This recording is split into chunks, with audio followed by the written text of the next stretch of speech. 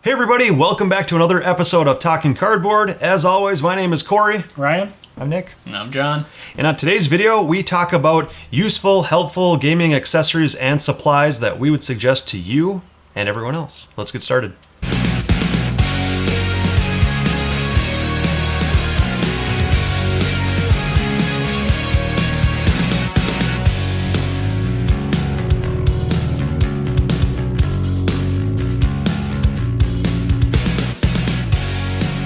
All right, and I guess we're going to start this list with me because mine is the most generic and obvious. But anyway, I wanted to mention it. The size of your table, you need to take that into consideration, and I'm going to couple that with really good lighting. It's one of my pet peeves to have nice bright lighting if you're going to be gaming for hours on end, because it could make your eyes tired the longer you play, and people could get a little bit more sluggish. So. And another thing, the size of the table. We've ran into it on multiple occasions where we've brought out a game that is maybe bigger than we thought it would be, and the table doesn't fit not only the game board, but the player boards and all the pieces as well. So that is something to consider. I know, it's a really dumb suggestion, but just think about your table and lighting. I would add to that too, having like a foldable supplemental table available in case you are playing a game that's bigger than your common games you're playing is nice, because I have a fold-up cardboard table, which I generally wouldn't have out in the living room because it's kind of an eyesore, but if I'm playing a big enough game where I need a little more table space, having a fold-up table is nice to have available. So. Probably the first thing that comes to mind for me and kind of ties into space saving is a nice dice box or dice tray. This helps so when you're rolling, especially a lot of games where you're throwing like 5, 10, 15 dice at once, instead of scattering them across the table, knocking pieces over, falling off the table, you can just do a nice... Ooh, it sounds nice too. It does sound nice. Yeah, it's nice. Ooh, too loud. Yeah. Oh, yeah, no, that sounds nice. Better results too. But they come in all kinds of shapes and sizes. They look nice on a table. They'll save space. They'll save a ton of time because you won't knock your pieces over and have to remember, was I over here? Was it there? They're just great to have. Pick one up. And then if you're passing dice to players too, you just slide it. Way easier. Yep. Nifty. Something that I think is a part of the board game hobby is painting board game miniatures. Obviously, miniature gaming itself is kind of its own unique universe, but even for the board games that you would get from like Fantasy Flight or CMON, a lot of times you want to paint those miniatures. So for me, having some good miniature painting supplies is very helpful. One of the ones that I recently came across are these miniature painting glasses. So they actually have a LED light built in, so you can make sure you're getting all those small details of the miniature. And these glasses actually came with several different thicknesses of glass, so you can get the exact magnification that you want. A miniature painter holder, so this can hold the base of the miniature you're painting, so you're not painting over your hands, and give you a little more control while you're painting whatever it is. And then also some other tools that you can use in your miniature gaming. So this is actually a laser pointer for line of sight, and I think that probably shows up on the table. Yeah, a little bit. So, and this also again doesn't necessarily need to only be used for miniature gaming. A lot of hexed war games, for example, Memoir 44, you'll have line of sight questions every once in a while. So being able to pull out a laser pointer like this, I find extremely helpful. Definitely would swear by the laser pointer. Yeah. I never got one for X-Wing, but my gosh, I saw other people Yep. with them. It's so X-Wing easy too. to line That's a up great those game. firing Yeah. arcs, so Yeah. I would highly agree with that. Yep. So I do a lot of card gaming, so I kind of got that covered for, my Magic, The Gathering, Keyforge, whatnot. But obviously one thing that can apply to all types of games as well as card games are card sleeves. I know, Corey, you're very particular about any game that comes with cards, you're getting card sleeves. If I like the game, yeah. If you like the game, yeah. I suppose you don't want to spend the money on just getting something, but gosh, yeah, if you're going to play a game a bunch of times, those things will wear out fast unless you get them sleeved up. Mm-hmm. And if it's a game that requires a lot of shuffling, make sure at least one of the sides is matte. Otherwise, it will be impossible to shuffle. Right. And then just in general for like playing card games, I feel like it's way nicer to have these nice like Ultra Pro deck boxes, or I've got an Ultimate Guard magnetic deck box that holds 2 decks and like magic dice in the middle or whatever else you want to throw in there. But I thought this was a really nice product that it just saves space and it's protecting my cards. So Another thing I wanted to touch on is deciding the start player in a game.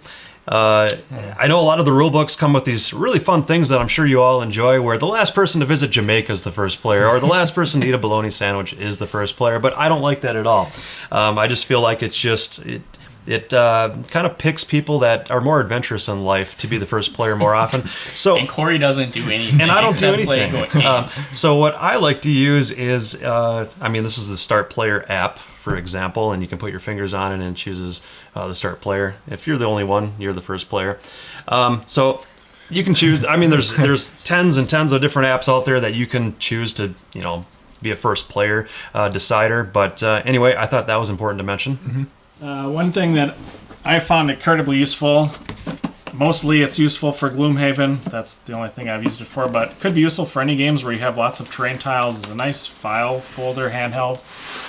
You can label all of them, whether it's by number or letter. You always know where they're at. Keeps them from getting dinged up, save a lot of time, and save a lot of space. Yeah, after seeing that, I would say Imperial Assault is another Yep. game that would be very useful to have that to sort out those tiles. And probably the new, Descent then as well, Right, and then yep. even the new Lord of the Rings. Oh, Journey yeah, through for Middle-earth. sure. Yep. Yeah. A lot of games. Yeah. And that is something that I've never really thought of until Ryan brought it up, but Yep. that's a really good idea Yeah, to keep it all definitely. organized. On the topic of Gloomhaven, and I think this will tie into something else that John had, but some of these little Plano things will go Right. a long way to storing the thousands upon thousands of pieces of cardboard that some of these games can come with now. Yeah, and there's quite a few of those plastic organizer things, I think you find them in the fishing tackle section because Yep. it's for lures and whatnot, but the most common one I've seen is Plano, and Yep. those have worked great for me. Yeah, fishing tackle and sporting goods stores. If you go to like a craft Walmart. store like Michael's, you can find little craft organizers that can be good for stuff too.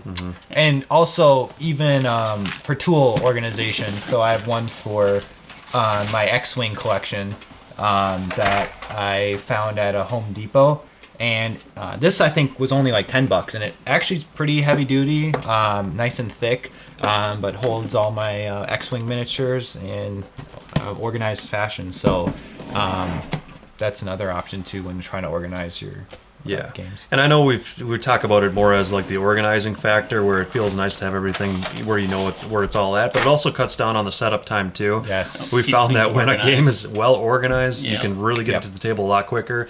And a one game a day type game might turn into 2 plays of it. Yep. And you shouldn't have to break the bank to get a lot of this stuff. Like I said, that was only $10, but also go to the dollar store. A lot of times dollar stores will have jewelry organizers that are only $1, and those aren't huge, but they might be just the right size for whatever game it is you're trying to organize. And then go to thrift stores too, because thrift stores, someone might be trying to get rid of their organizer, and for you, that's exactly what you need to organize your board game. So Yeah. The next thing for me is throw away those inserts. Get rid of them forever. Inserts are not good, never have been good, and buy yourself some Baggies. Would you all agree? Baggies definitely can go a Different long way. size baggies are really. Yeah, I was gonna say I don't think I've ever kept the inserts in any of the games I've had. Yeah. Yeah. For the most part. I think mostly a lot of it depends on how you're going to store your games. If you're going to do a nice vertical like this, the inserts sort of just get in the way.